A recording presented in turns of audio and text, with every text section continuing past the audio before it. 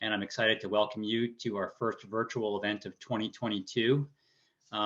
As I mentioned, I am Derek Rogers, the Stewardship Manager for the Land Trust, and my job is to work with private landowners and the team here at the Land Trust to ensure that the lands we committed to protect remain well managed and cared for in perpetuity.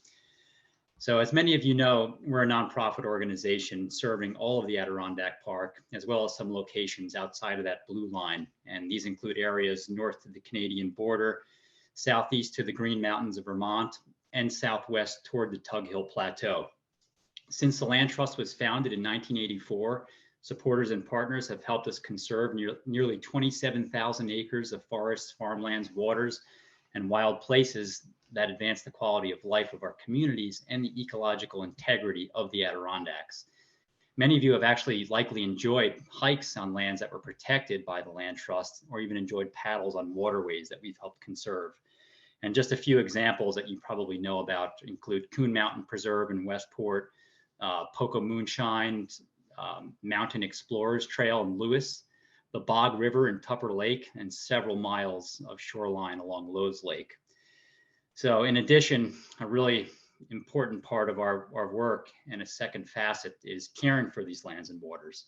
And we do that through stewardship of 2,400 acres that are currently in our ownership and in partnership with 79 different landowners. And together with them, we care for almost 16,000 acres under conservation easements.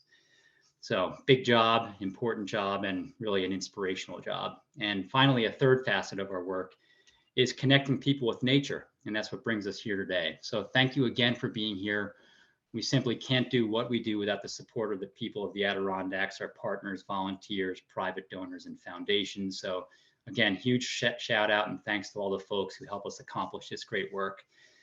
And without further ado, I'm thrilled and honored to introduce Elizabeth Lee, our guest speaker today.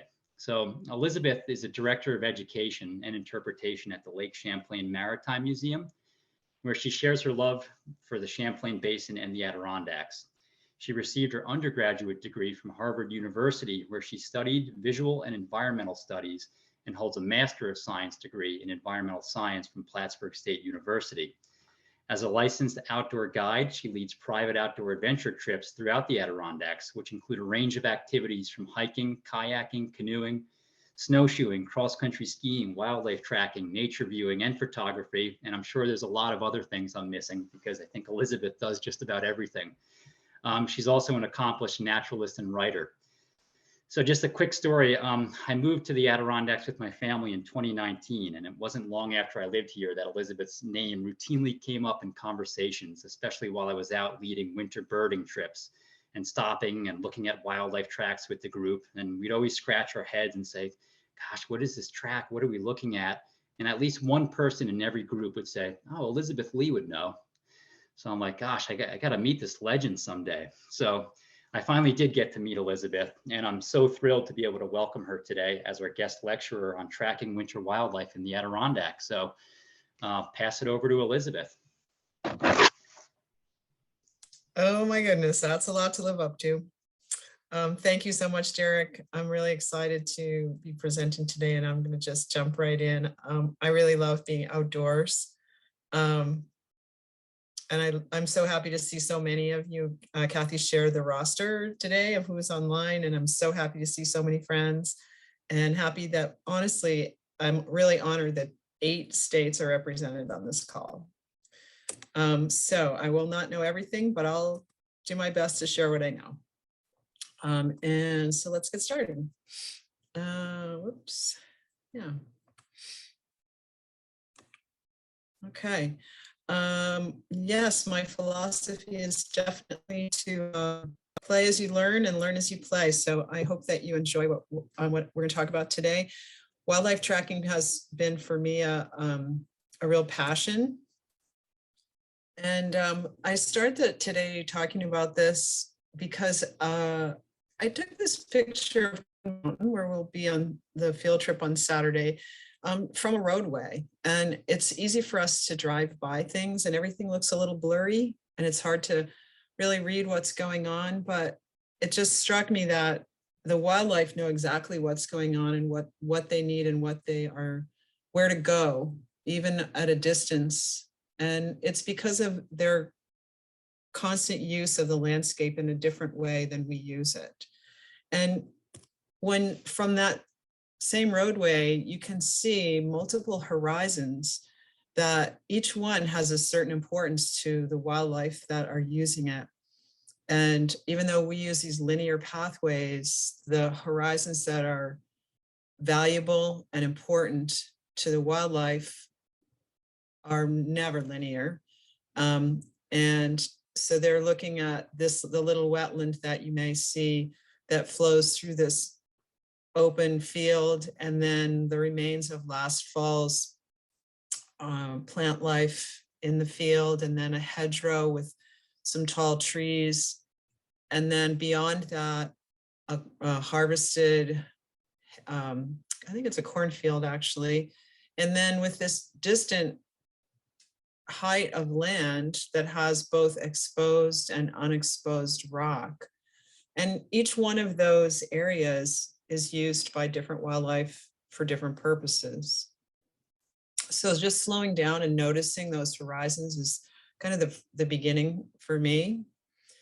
And it's hard to know what's important and what the wildlife actually may notice either from up close or from far away. So this little red dot down here in the forest in the fall may mean something to birds or to mammals that we don't really know, but we just watch it unfold. And there may be also, with each kind of species, there may be tiny things that are really valuable, even if the great big picture seems completely, maybe even unrecognizable to us or unfamiliar to us. We're still learning all the time about what is important about the places that are wild.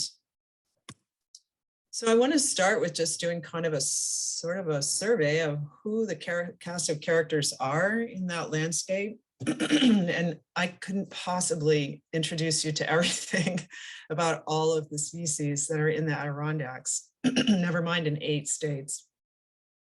But the Northeast is generally pretty similar. I know that there's someone from Maryland and Rhode Island, and so those mid-Atlantic and coastal states are definitely going to have some other species, as well as I think there's someone from Illinois. So shout out to all of you. You'll need to help me out with whatever your other species are. So the smallest species are quite often below the surface of the snow, but you do get good days when you can see mice and voles, and you're going to see both tracks as well as signs that are not tracks. So on the right-hand side, you see this sort of tunnel-like pattern, and that's definitely very deliberate, and it's definitely an animal sign, but not definitely tracks. So the term tracking is relative, and there are some tricks about how to look for the size of the feet and the size of the animal, and all those things will come in as I talk today, and you'll be able to kind of compare. So it's really important to know both the morphology of the animal and what their feet actually look like, since those are the tracks that we're looking at, as well as their life history. So on the left, you see this little pattern of tracks with a little tail drag in between these pairs of little tiny, tiny feet. It's kind of unmistakable. Couldn't tell you the species, but can definitely tell you that's a mouse. On the right-hand side, just understanding the natural history through the seasons of that animal or that species, they make these little tunnels. The voles especially and moles will make, and mice will make little tunnels. There is a little space underneath the snow where they can go between the ground and the snow.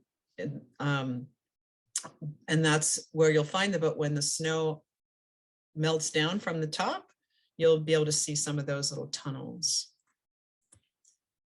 So again, this is what they look like, but it's really hard to extrapolate from their appearance what their tracks will look like in the snow. On the left, you can see those little tiny, tiny feet. So that gives you some clues when you do see the tracks in the snow. And they are active all year. The mice are definitely active all year round. Voles less so, but definitely you can find them, and they're especially in orchards. The shrews and the moles are also out and about underneath the snow. They're small. You're going to see their tracks less because they primarily stay underground. So you can kind of rule them out, but it's important to know that they are out there. And I actually had a mole in my kitchen yesterday, not on purpose. So they're still active and definitely all year round foraging for food. The squirrels and chipmunks are a fun group to learn about because the squirrels are certainly active all year round. And it's really important to watch them, as it is with all animals, in the seasons when there isn't snow. And you can really tell a lot about their behavior and where they will go and where you'll see sign of them in winter. And 2 words to remember: on the left, you'll see a midden, which is the sign that an animal was eating there. And that'll come in handy again later when we're in the field to see where the middens are, and also to see where the caches are of food that the squirrels leave behind. And on this upper right-hand side, you can see a big ball of oak leaves that are up in the crotch of this tree, and those are called drays. And in the winter, you'll see them being made all fall, but then in the winter, they are they're a place where squirrels will go during the day. Mostly gray squirrels. I don't know of red squirrels making drays, but the gray squirrels will definitely make drays, and they'll travel from one to the other during the day as a resting place or a protection from aerial predators or from just the wind. And the chipmunks are big stashers of things underground, and you don't see them in the winter. They're not really active in the winter.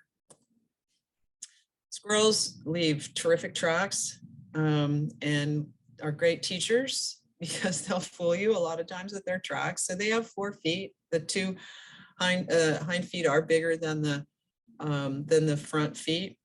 And this pattern on the lower right-hand side is just an unlikely pattern to ever see because it's a squirrel that's sort of sitting. And they're in motion so much that you're much more likely to see a pattern like this, which might on the left-hand side, on the first inspection, look like those are individual prints, but they're not. They're 4 tracks in deep snow. And that's a point that I wanted to make, that the movement of squirrels when you watch it when it's not snowing really informs what you see in the snow, because they have so many different gaits, and their gait is really dependent on the depth of the snow. One of the places that I've seen the best individual tracks is actually on the top of a fence, but it was hopping really slowly, so it looked nothing like this very obvious squirrel track on the left in deep snow. Another sign in winter of squirrels is these caches that they will go and find and dig up. And those caches become important for other species also, to see what they can scavenge out of there after the squirrels have gone and dug them up. So they're a good site to look at for other tracks as well. We have plenty of rabbits and hares in the Adirondacks, and some of them are very, very large. And again, they, like squirrels, have small front legs and big rear feet. And you can see in the middle, this is from a snowshoe hare. It's quite a large track. That's a size 12 man's foot on the right-hand side. So they can be really large, but I put that there to emphasize the pattern that they put their front feet down first and their hind feet overreach. And so it makes a triangular shape in the snow. And you'll see that triangular shape even in deep snow, but again, the depth of the snow will make a big difference in what the impression looks like. We do have muskrats are active underwater, but I only add them in because so many of us spend time in wetlands. And this is on the right-hand side, what you'll see, a big mud pile with a bunch of cattails. When you're in a cattail swamp ice skating or snowshoeing or what have you, you'll definitely see these big piles. And so when you see tracks, which usually is later in March when you see the tracks of the muskrats, but you'll see them around in cattail swamps. We definitely see porcupine in the Adirondacks, and they are arboreal. They have very few predators, and they leave pretty distinctive sign. They have, these chew marks are the classic porcupine chews. They also will nip off twigs and drop a big litter of twigs all over the ground. But their signature in the snow is this sort of a trough. And the reason why relates again to their morphology, right? They're short, they have short legs and they're sort of stocky, wide animals. So when you see these troughs, you pretty much know you're looking at a porcupine. And other animals, you might see tracks of other animals in there, those troughs, because they're such handy little roadways for other species. But porcupines also are kind of messy. They will pee and poop in that trough, and so you can often ID them from that as well. Another of the sort of mid-size mammals that you'll see in the snow are skunks, and people say, oh, well, they're just, they're not active in the winter. That is not the case in the Champlain Valley. They definitely are active in the winter. And on a warm day, you'll see them come out, even if it has been really deep cold. The deep, deep cold, you won't see them. But especially if you have compost piles and that sort of thing, you can definitely see their tracks. And I like the image on the lower right for two reasons. One, because there's these great images or signatures where, think of skunks and their little claws. So they have these little tiny toes and a little tiny pad. And then they have these claws that really left a nice impression right there.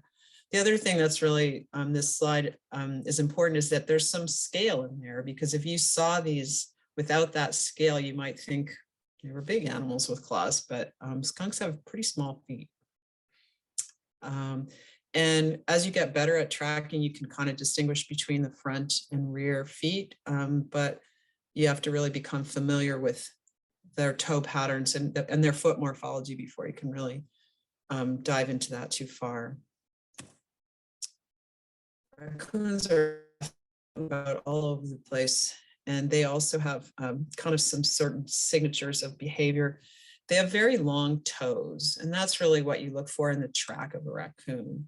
They also have a particular sort of alternating stride, and that's one of the ways that you can distinguish between the tracks of different small mammals is how they use their feet. So some animals will bound and where 2 feet go at the same time, and others will walk.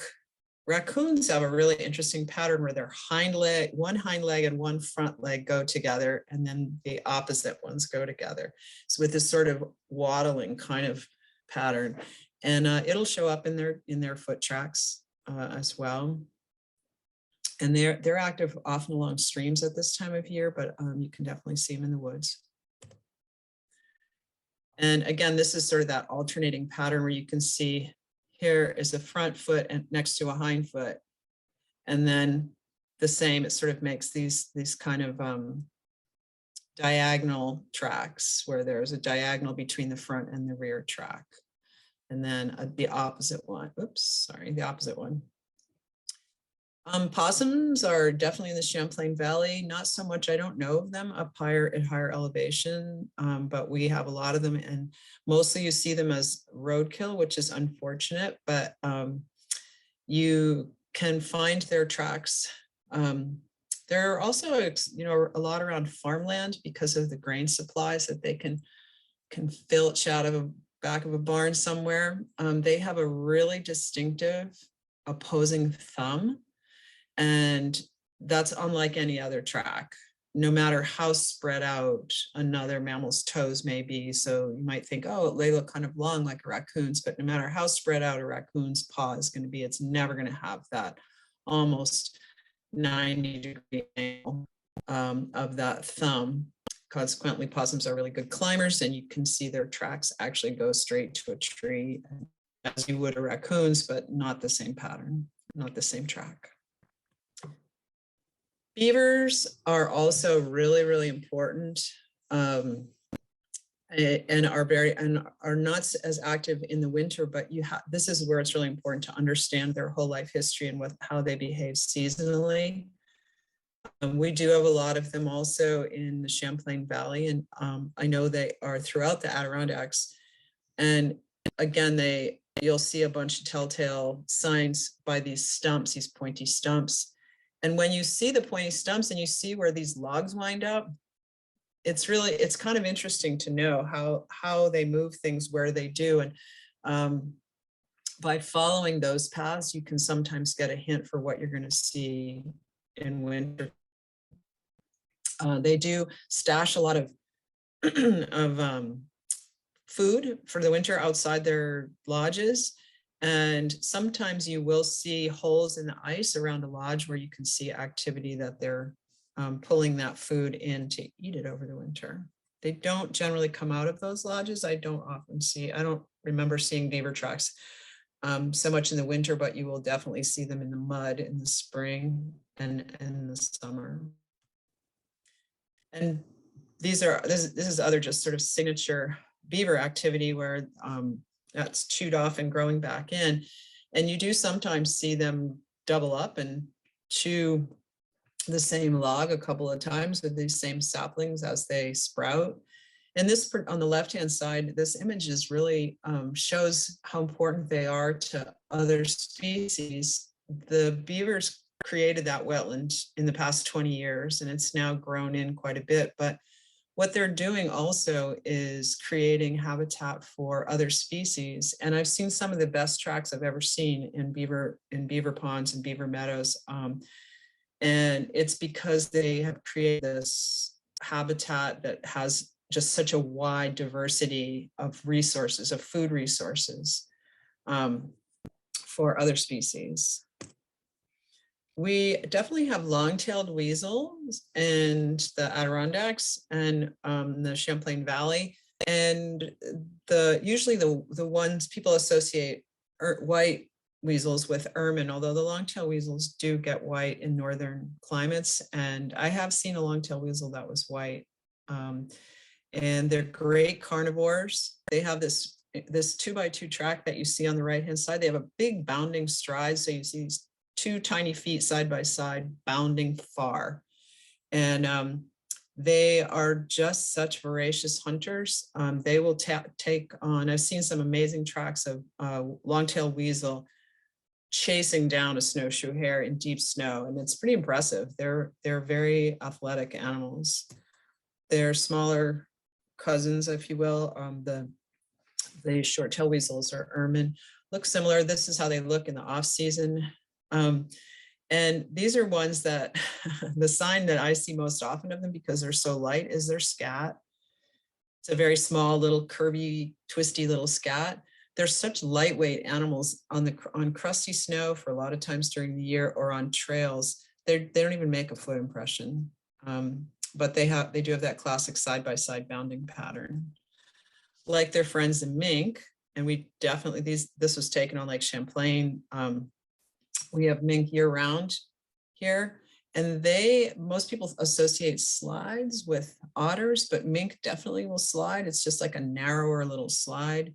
And then they have these 2x2 impressions because they're bounding, and their body is kind of like a slinky. So their stride is a lot smaller than an otter, narrower. And again, you can definitively tell the difference between a mink or an otter track because their body size is so much narrower. And this one on the left, I just liked because it was just a great slide. A mink having a really, really good time sliding down and taking one bound and sliding some more. And that was close to a waterfall. And I think that mink was having a great day. You find them in the water. They are not afraid at all to dive into that icy water in the brooks. And you often see them come right out of a hole on an icy brook, travel a little bit, and then go right back down into another icy hole under the water, looking for what they like to eat. Again, the weasels are carnivores for the most part, and so you're not going to see them chewing on twigs like you will some of the other other animals, even in the deepest, coldest winter. And marten, we do not see down in the Champlain Valley, but definitely do see up in higher elevations. And they also have these classic foot patterns. This is a classic sort of weasel pattern with these 5 toes and a kind of a sort of a C-shaped almost pad, and that palm pad. And they're just the next size up from the mink, and a little bit beefier in body size. They're not quite so tubular in shape as the smaller weasels. And then the fisher is just such an exciting animal to see. And we actually see them, I see tracks from fisher very often in the Champlain Valley, and they have, they are bounders. So they have that 2x2 pattern with one foot landing slightly in front of the other. And what they're doing, again, that slinky motion is 2 feet land. And then there's a moment in time for all the weasels where the 2 front feet come out and the 2 rear feet go in to the same place. And they're just really interesting because they're big for the most part, and they're solitary. So you will only see multiple fisher tracks rarely in the season when they mate, and they don't stay together after that. So it's fun to see fisher tracks. This is again just an image of the foot track with those palm pads, those sort of connected C-shaped palm pads, and then really distinctive toes, and definitely claws. So claws are another diagnostic feature that you want to notice when you're looking at tracks. And fisher are renowned for being just incredible killers. They're very efficient hunters and one of the few predators for porcupines. And I found this, and it was just such a signature fisher kill with from a porcupine. Otters are also fun animals to see. They have really easy tracks to identify for the most part. Some of the sign that you'll see of them is these open holes, and which they'll keep open even in thick ice to be able to fish, because their primary prey source and food source is fish. That's definitely their preferred prey, and they are unlikely to hunt anything else if they have access to open water. And they do have these big prints. That's my mitten right there, so pretty good size. That's a nice impression in the snow. And it was right alongside the edge of Lake Champlain. These holes are in the edge of Lake Champlain. And over on this side, you can see them kind of running up and down and sliding down. Oops, wait, go back.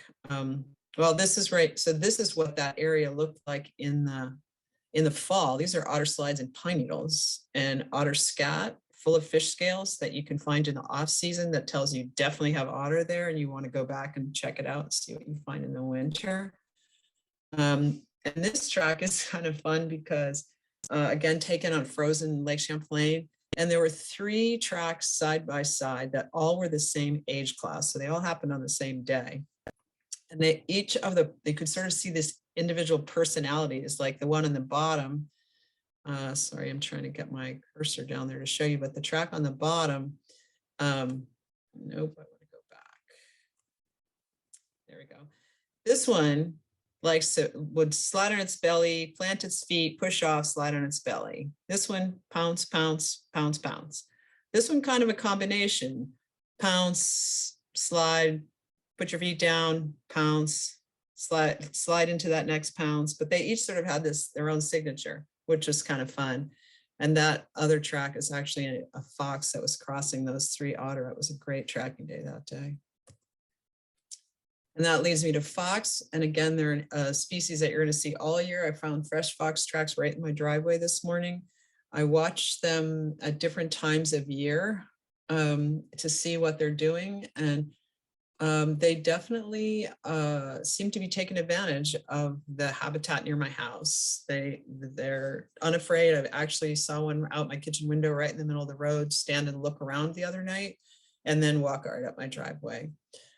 So again, knowing their life history around the year, they use sort of sandy banks to den.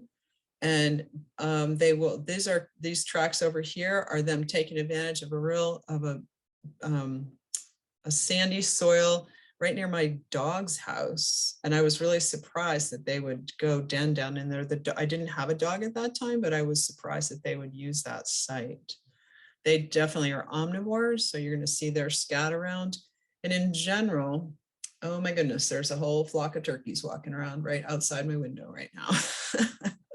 That's why I mentioned turkeys in the chat earlier. So fox, they're great. They're very active hunters, and they have kind of an alternating pattern. Something that I mentioned whether they might have had a fox or a coyote. I'd have to know a little bit more information, but the foxes definitely will follow the edges of things, and they certainly will go out on the ice. And I wanted to mention that we'll talk about that opening picture, the picture on the opening slide, in a little bit. Because animals will definitely walk out into a frozen lake if it's the most direct way to some food, or if they think there's a pretty good chance of getting some calories. And the coyote, again, on the right-hand side, you're seeing that coyote right out on Lake Champlain. And coyotes are strictly business. The foxes you might see wander a bit, but the coyotes are really strictly business. They have this very, very straight track, and their trail is the length.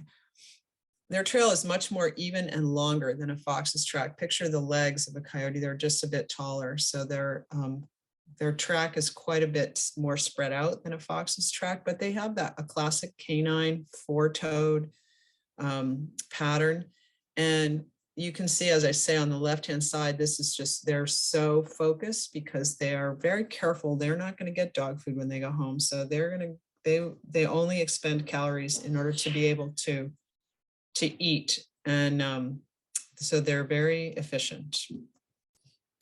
They also leave a lot of sign. They are scent markers, as most canines are, as probably from all of you from walking your dogs know. But this was taken, both these pictures were taken in Split Rock Wild Forest. So you can see a really nice, even two toes right side by side, and two other nice symmetric toe pattern right there with a pretty robust palm pad. But these are unlike dog tracks in that they're kind of thin. They're not as rounded as a domestic dog. And one of the best ways to learn about canines' feet is just really look at your dog's feet and watch how they move.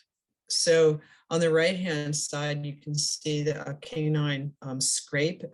I know it was a coyote because I saw the tracks leading up to it. It was pretty interesting in Split Rock, where they were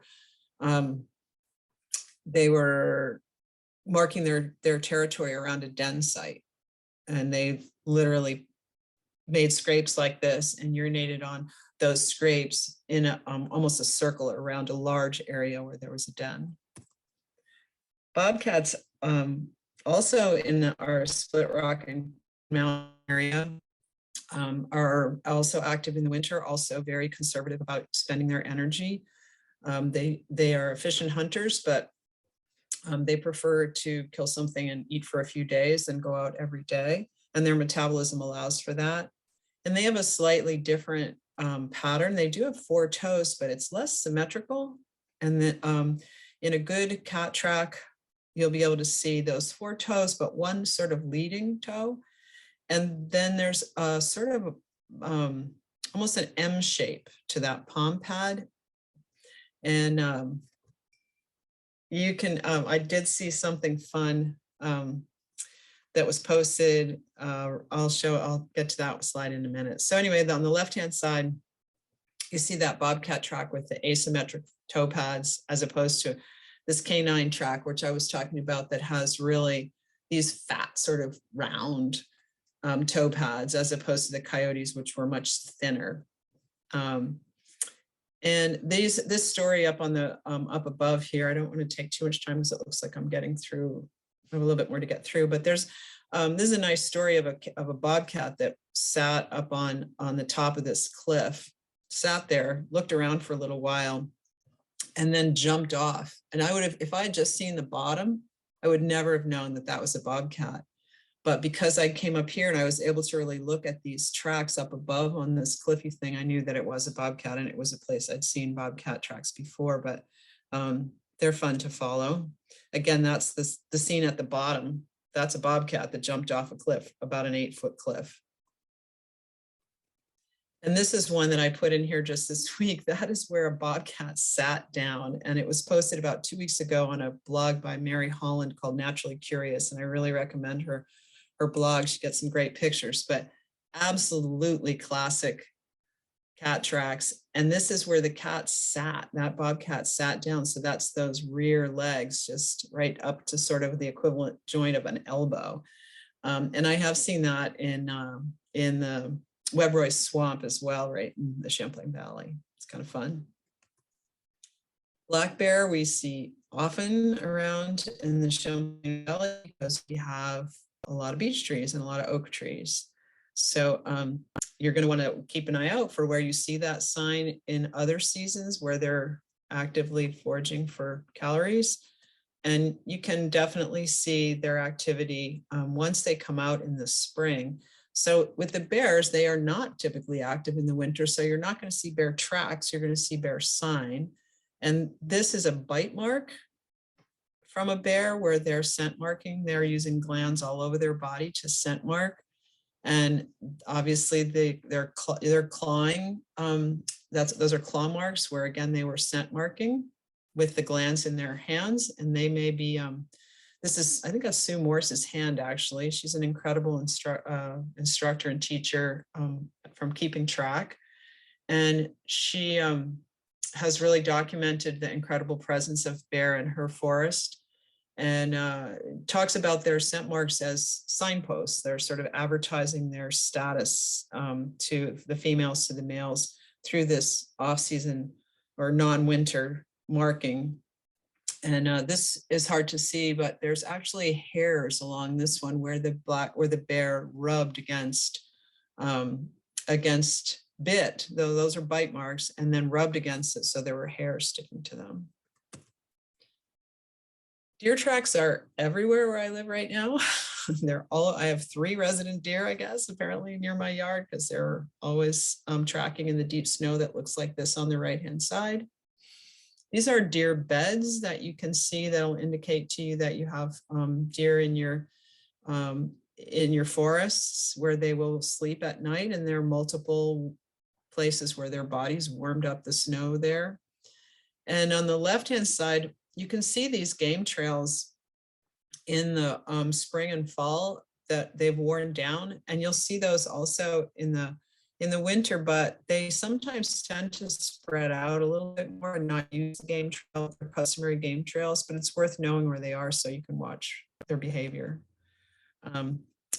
Just skip a couple of these because I want to make sure and get through to the end. Moose, definitely in the Adirondacks, it's kind of exciting to see them. They are approaching more and more human habitats, and their behavior is they're big, so you can't really mistake that track for anything else. In the wintertime, they will be seen moving through the snow, in the deep snow, and they're one of the animals that we kind of are concerned about in terms of climate change, because they are designed for deep cold and snow, and there are threats to them from parasites that are more common in warmer temperatures. So both a brainworm as well as the winter ticks are affecting them, that are both much more common because of warmer temperatures. But in terms of sign that you'll see from them, this is a classic sign of a scrape where the moose is way up high, so you know that's not a deer. And a moose was actually scraping its jaw. This one on the right-hand side is a more scarred version of it, but scraping its teeth up into the cambium layer of that small sapling. And it's thought to be for nutrient value. But you will see that in the winters in where you have moose. I want to make sure and put this slide in for Derek because he likes owls. And we're going to wrap up pretty soon here. So the sign that you'll see from owls is owl pellets. This is at Coon Mountain, where an owl obviously stayed for quite a long time. And there were multiple pellets underneath that roosting site. And we have lots and lots of turkeys. That's a great big turkey track, 3 big toes. You can't mistake them for the other ones that are pretty common in winter because they're just too big. But you'll see them scraping a lot through the snow to try and find something to eat underneath.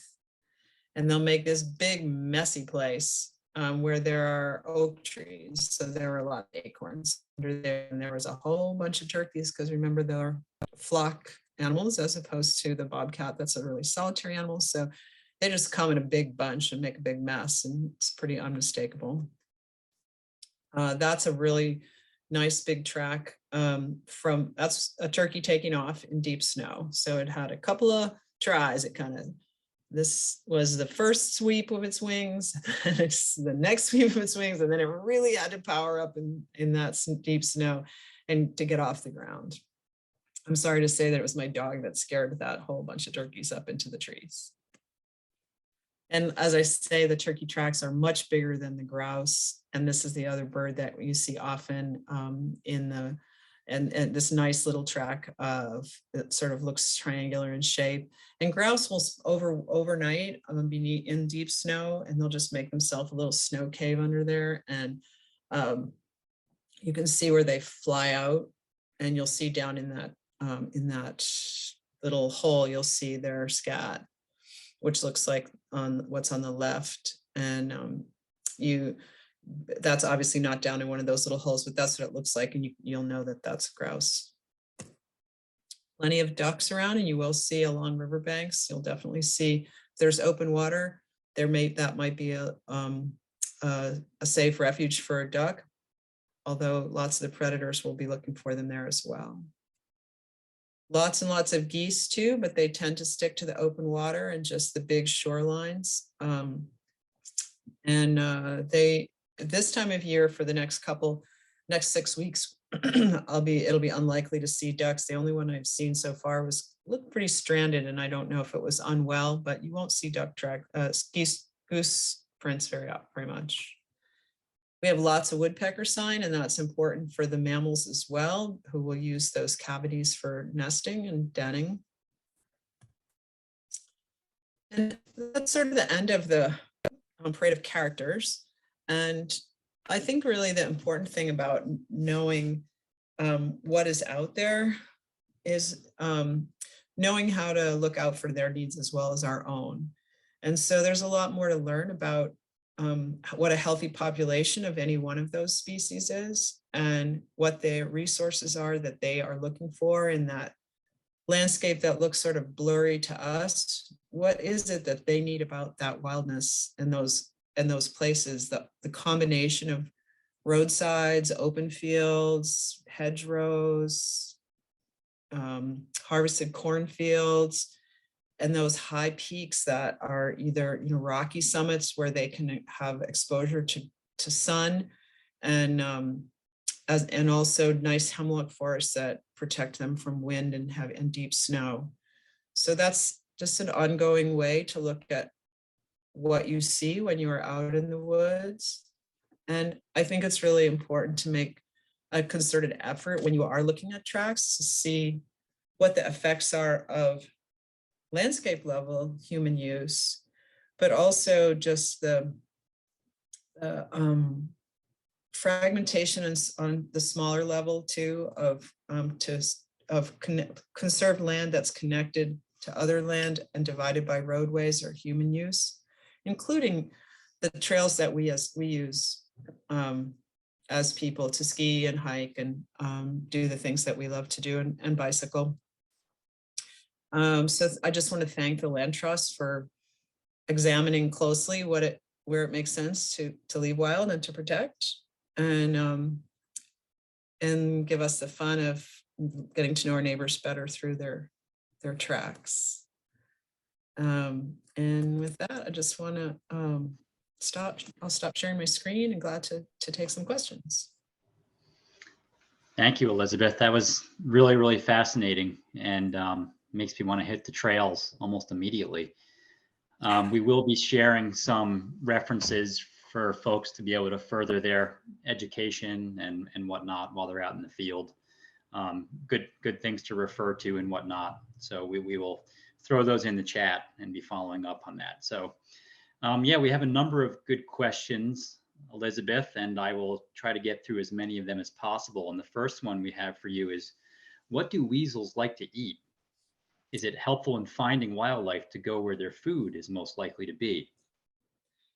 Yes, as a principal, that's the best place to find any animal is go where their food is. And Yeah.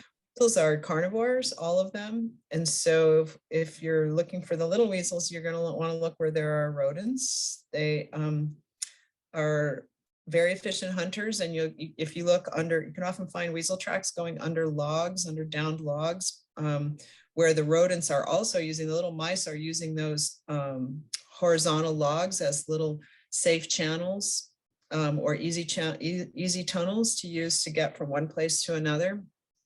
And so that's where I've seen the most weasel tracks, is following them, looking around from those downed logs. And small rodents are their primary source, but they will in different seasons, the primary source in winter. In different seasons, they'll eat bird eggs and baby birds, and especially the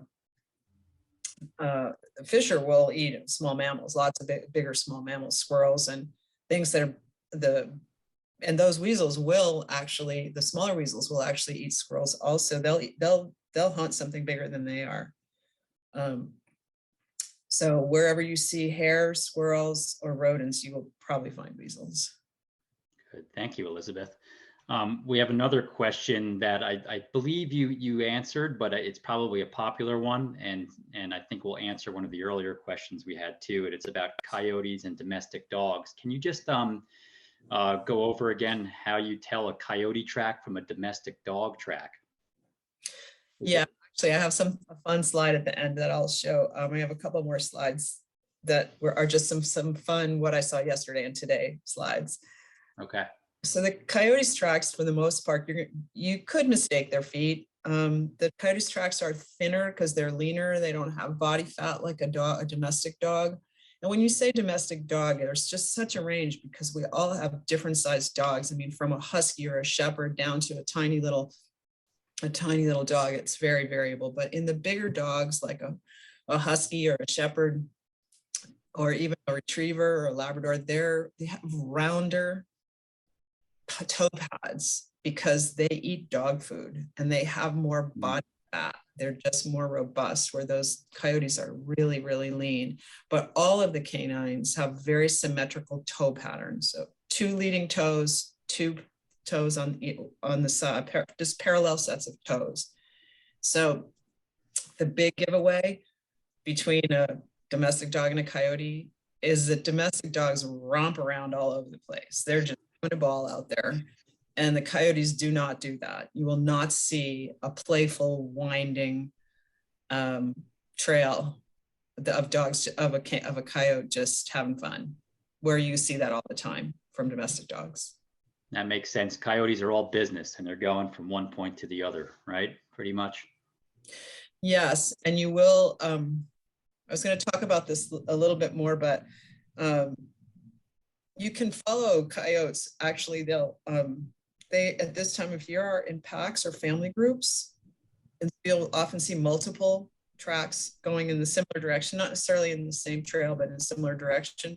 So they're moving from a safe place where they're going to bed down to a site where they're pretty assured of finding some food. And so again, looking at the habitat and the food resources and prey resources are another way you're going to see canine tracks, coyote tracks in places where dogs don't go. Okay, so this is good segue into the next question, which is very related, and it has to do with one of your slides. So the question is, were the coyote tracks of the 2 next to each other, or of one coyote? Wait, how am I reading? Were the coyote tracks of 2 next to each other of one coyote? If one, is that a major difference between coyote and fox tracks? I'm not sure of the slide that you're referring to, if it's Okay. the shoreline, the coyote, there were multiple coyotes. And the foxes tend to be more solo. They're smaller tracks. The trail is narrower. They also have a pretty deliberate pattern, but they will wind around more because they're omnivores. So they're going to go and climb a tree and get some leftover berries if they, or grapevines and get some leftover berries if you want, especially a gray fox. Whereas the coyotes, they are in family groups at this time of year. So it's common to see multiple coyotes of the same, with the tracks of the same age class, so you can tell they're pretty much traveling at the same time. So I hope that answers the question. Thanks, Elizabeth. As you're saying this, is there a way to differentiate gray and red fox tracks reliably? They're pretty close. They're pretty similar in body size, and their stride and their straddle are pretty similar. They have a different foot morphology. So the gray fox has a lot less of a hairy foot, and a red fox has got a much hairier foot. So gray foxes also will climb trees, and the red fox typically won't. And so depends where you see them, and if you can get a really good foot impression. It's hard to get a really good foot impression, and especially the puffy snow we have right now, it's really hard. So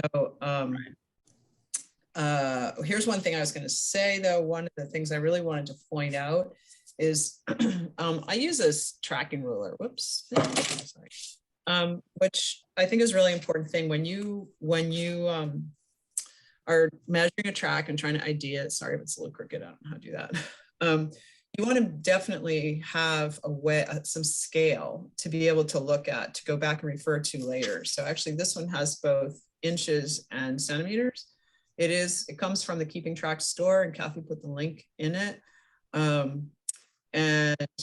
So when you take a picture and you want to remember the track so you can go home and compare it to something in a book, you need to have some way to measure it. And that little knife that was in the skunk tracks is one way, but getting a ruler is a really good idea. And that might be the difference for you between a red fox and a gray fox, if you can really differentiate the size of their feet. It's one way. Seems like an essential backpack item that I'm sure many of us are going to add following this talk. So thank you. I recommend it highly. Another question we have is, what was the place called where you could tell a squirrel was eating? A midden, M-I-D-D-E-N. Okay. Yeah.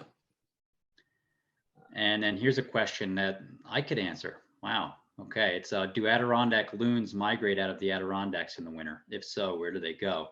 The answer is yes, they do. However, there are still some loons on Lake Champlain. So as long as there's open water and they don't have the need to migrate and there's food available, they will stay. Most of them, though, will migrate to the Atlantic coast, to the open waters of the Atlantic Ocean, beaches and bays, all the way south to Florida. So they do travel quite a bit.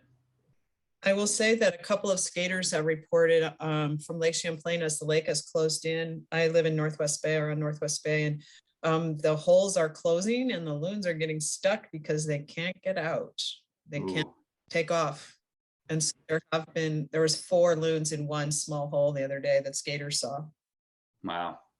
Yeah, especially when it gets so dramatically cold like it has been here, that happens very quickly. And the other thing I should say is that when the ice is safe and when there's snow on a frozen lake, there's a lot of activity out there. I have come face to face with coyotes on a deer kill. Coyotes will chase a deer out onto the ice and spread it right out and share it in their family pack. And then the next day you'll see bald eagles and crows and all kinds of things out there on the ice. But of course you got to do that safely, but it's really an interesting way to read what's happening. And you can see great bald eagle tracks actually sometimes where they're walking around a carcass, or even I've seen one that's insane, that was bald eagle tracks all around a fish that was frozen into the ice, and that eagle wanted that fish. You knew it, but frozen into the ice. So again, a cool story, but be careful out there on the ice. Right. Very cool. Well, we have maybe time for one more question. There are no open questions. Anyone else? I've got a couple other quick slides. I have a puzzle in my backyard if anyone wants to play. Cool. Well, thank you so much, Elizabeth, and thanks for everybody for joining. This was really, really fun and informative, and just really, really enjoyed watching that. So thank you. My pleasure. Thank you all for joining today. I really appreciate your interest in tracking and in conserved wildlands.